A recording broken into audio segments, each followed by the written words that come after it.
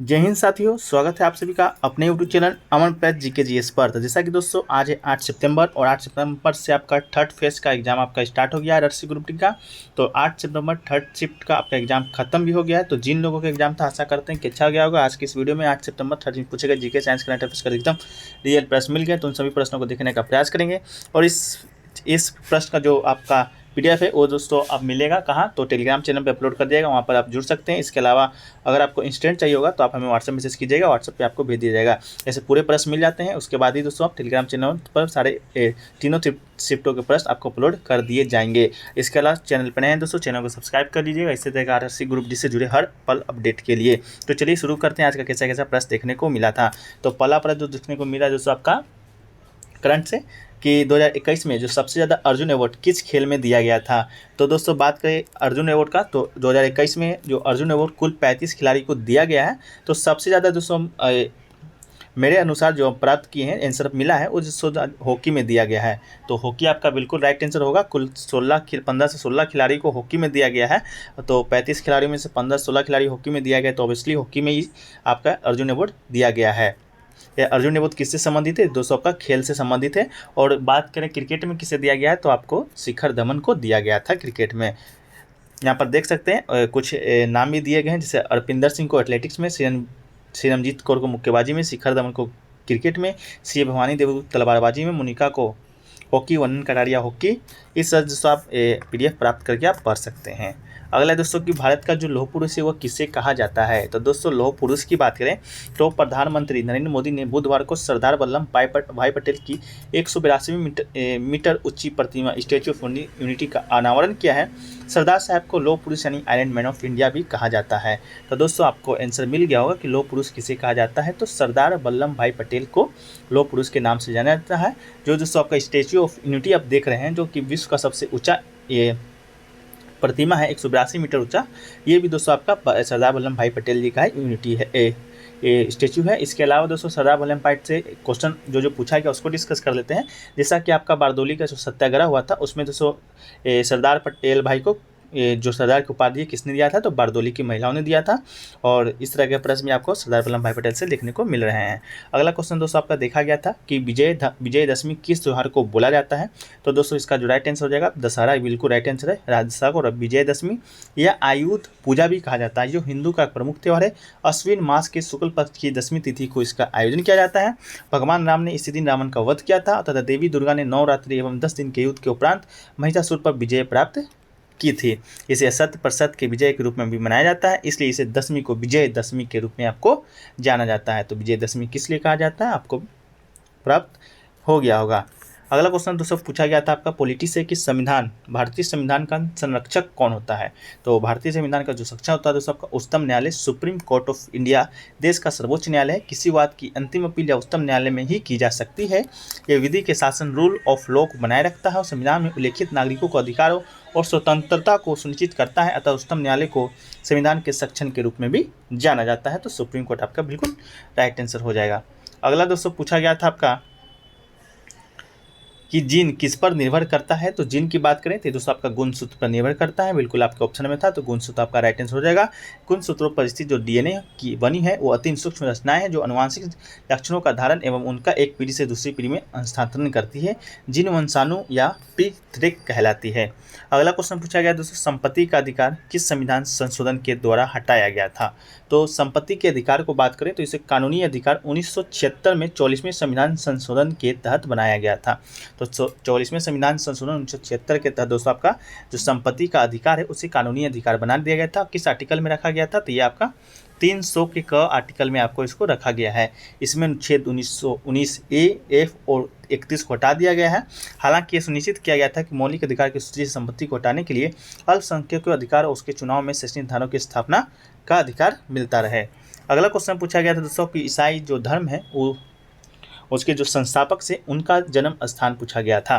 तो फलस्तीनी शहर बेथलहम में ईसा मसीह को जन्म स्थान और ईसाइयों को सबसे पवित्र जगहों में से माना जाता है। ये यरूशलेम आज इसराइल की जो राजधानी से 10 किलोमीटर दूर सेंट्रल वेस्ट बैंक में स्थित है। यह मौजूदा वक्त में इसी चर्च ऑफ नेटिविटी को भी ईसा मसीह का जन्म स्थान माना जाता है। तो आपका ये प्रश्न आता है ईसा मसीह का जन्म स्थान, तो आपको मिल गया होगा। अगला क्वेश्चन पूछा गया दोस्तों कि उत्तर पूर्वी मानसून से सबसे अधिक वर्षा प्राप्त करने वाला कौन सा राज्य है। तो उत्तर पूर्वी मानसून से जो सबसे अधिक वर्षा प्राप्त करने वाला राज्य है आपका तमिलनाडु, बिल्कुल राइट आंसर है। इसके अलावा अगर पूछा गया कि भारत में किस स्थान से सबसे ज़्यादा वर्षा होता है, तो आपका मानसून मेघालय में होता है। हालांकि ये क्वेश्चन आपका शेष 90% यही है कि उत्तर पूर्वी मानसून से सबसे अधिक वर्षा प्राप्त करने वाला राज्य आपका तमिलनाडु है। अगला क्वेश्चन पूछा गया था दोस्तों, IIT हैदराबाद ने विकलांगों के लिए क्या किया है कि लाभ पहुंचाने के लिए क्या किया है, चलो देख लेते हैं। भारतीय प्रौद्योगिकी संस्थान हैदराबाद IITH ने यूथ फॉर जॉब्स और कोटक महिंद्रा बैंक के सहयोग से स्वराज जेबिलिटी विकसित की है, जो विकलांग व्यक्तियों के लिए लाभ के लिए बनाया गया एक अनूठा मंच है, जो कि श्रवण दोष, दृष्टि हानि और लोकोमोटिव विकार से छुटकारा देगा। तो दोस्तों आपका जॉब देने के लिए यूथ फॉर जॉब और कोटक महिंद्रा बैंक के सहयोग से आपका विकलांग व्यक्ति को लाभ बनाने के लिए, आपका जॉब देने के लिए IIT हैदराबाद ने ये आपका किया है विकलांगों के लिए। अगला क्वेश्चन दोस्तों, सिली भवन किसे कहा जाता है। तो आपका ऑप्शन में शायद नदी था, तो नदी आपका बिल्कुल राइट आंसर होगा। अपेक्षित पदार्थ को अपर्दन के कारक जैसे नदी पवन क्षेपित करता है, संघनता दबाव के कारण संचित पदार्थ शैली में बदल जाता है, यह प्रक्रिया सिली भवन कहलाती है। तो आपका नदी राइट आंसर हो जाएगा। क्वेश्चन आपका क्या था पता नहीं, आंसर आपका नदी है। अगला क्वेश्चन, सिद्धवी का न्यूज़पेपर से कुछ रिलेटेड प्रश्न आया था, तो इसका जो क्वेश्चन क्लियर नहीं है। अगर आपके पास क्वेश्चन क्लियर है तो आप कमेंट सेक्शन में बताइएगा, इसको पीटीएम में शामिल कर देंगे। अगला दोस्तों पूछा गया था H+ आयन क्या होता है। अम्ल होता है, क्षार होता है, प्रबल अम्ल होता है, इस तरह का आपका दुर्बल अम्ल होता है, दुर्बल क्षार होता है। तो इसका जो राइट आंसर है दोस्तों आपका प्रबल अम्ल H+ आयन होता है। विलयन में हाइड्रोजन आयनों की उपस्थिति से उसे अम्लीय बना देती है, और यदि विलयन में H+ आयनों की सांद्रता बढ़ती है तो यह विलयन को प्रबल अम्ल बना देता है। यदि H+ आयन अणुओं की सांद्रता कम होती है तो ये अम्ल को तनक कर देता है। तो प्रबल अम्ल आपका बिल्कुल राइट आंसर था। अगला क्वेश्चन पूछा गया था दोस्तों, कुएं के जल को शुद्ध करने के लिए क्या किया जाता है। तो दोस्तों कुएं के 1 लीटर पानी को रोगाणुरहित करने के लिए 4 mg ब्लीचिंग पाउडर पर्याप्त होता है, जो कि समस्त सूक्ष्म जीवों को नष्ट कर देता है तथा 0.2 से 0.5 अवशेष क्लोरीन छोड़ता है। 25% उपस्थिति क्लोरीन वाले ब्लीचिंग पाउडर का उपयोग करना चाहिए। तो ब्लीचिंग पाउडर दोस्तों आपका ऑप्शन में दिया गया था, जो कि बिल्कुल आपका राइट आंसर था। अगला क्वेश्चन पूछा गया दोस्तों कि प्रोपेन में हाइड्रोजन की संख्या कितना होता है। तो आपको दिया गया था प्रोपेन का सूत्र भी शायद आपको दिया गया था C3H8। तो प्रोपेन C3H8 यानी 3 कार्बन और 8 हाइड्रोजन परमाणु के रासायनिक सूत्र के साथ एक रंगहीन और गंधहीन गैस है। तो आप यहाँ से भी देख सकते हैं जो कार्बन का मात्रा है 3 है और हाइड्रोजन का जो संख्या आपका 8 है। तो हाइड्रोजन की संख्या कितना था, तो आपका 8 बिल्कुल राइट आंसर था। अगला क्वेश्चन पूछा गया था दोस्तों आपका SSLV का फुल फॉर्म पूछा गया था। हाल ही में स्मॉल सैटेलाइट लॉन्च वेहिकल से कुछ आपका सैटेलाइट को लॉन्च किया गया, उसी से रिलेटेड आपका फुल फॉर्म पूछा गया था। SSLV का फुल फॉर्म था आपका स्मॉल सैटेलाइट लॉन्च व्हीकल, आपका बिल्कुल राइट आंसर था। यानी छोटे सैटेलाइट की लॉन्चिंग के लिए अब इस सॉकेट का इस्तेमाल किया जाएगा। यह एक स्मॉल लिफ्ट लॉन्च व्हीकल है। तो आपका SSLV से आपका फुल फॉर्म आया था, जिसका आपका सही आंसर मिल गया होगा। इसके अलावा दोस्तों आपसे पूछा गया था शायद दोस्तों आपका कि श्रीहरिकोटा से संबंधित प्रश्न। तो श्रीहरिकोटा से संबंधित प्रश्न वही था कि SSLV को किया गया है। तो फिर भी श्रीहरिकोटा के बारे में देख लेते हैं। श्रीहरिकोटा भारत के दक्षिण राज्य में स्थित आंध्र प्रदेश के तट पर बसा एक द्वीप है। भारत का एकमात्र उपग्रह प्रक्षेपण जो सतीश धवन केंद्र, जिसे SAR के रूप में भी आपका जाना जाता है, जिसे भारतीय अंतरिक्ष अनुसंधान द्वारा प्रयोग किया जाता है। यह बहुरक्षण रोकेट जैसे ध्रुवीय उपग्रह प्रक्षेपण यान और भूतकालिक उपग्रह प्रक्षेपण यान न का उपयोग कर उपग्रहों का प्रक्षेपण किया जाता है। तो आपका श्रीहरिकोटा से आप देख लीजिएगा कहाँ पर है, तो आंध्र प्रदेश के तट पर है। अगला क्वेश्चन दोस्तों शायद समान नागरिक संहिता से आपका रिलेटेड प्रश्न आया था, लेकिन हालांकि ये प्रश्न आपका नहीं आया है, फिर भी देख लेते हैं। अगर प्रश्न आपको लिखा PDF में आ गया है तो समान नागरिक संहिता क्या पता अगले शिफ्ट में आ जाए। या का भारतीय संविधान भाग 4 में उल्लेखित है, अनुच्छेद 44 में स्पष्ट रूप से उल्लेख किया गया है कि राज्य भारत के पूरे क्षेत्र के नागरिकों के लिए एक समान नागरिक संहिता को सुनिश्चित करने का प्रयास करेगा। आपका अनुच्छेद 44 नहीं, आपका 44वां संविधान संशोधन आया था, तो इस बात को भी आपको याद रखना है। अब जो प्रश्न दोस्तों देखने को मिल रहा है कि इनमें से कौन सा जो प्रकृति धातु है जो कि सबसे ज़्यादा धात्विक है, ये प्रश्न आपका आया था। तो शायद एल्युमिनियम आपका राइट आंसर होगा। इसे आंसर कन्फर्म नहीं है, क्वेश्चन ही कन्फर्म नहीं है।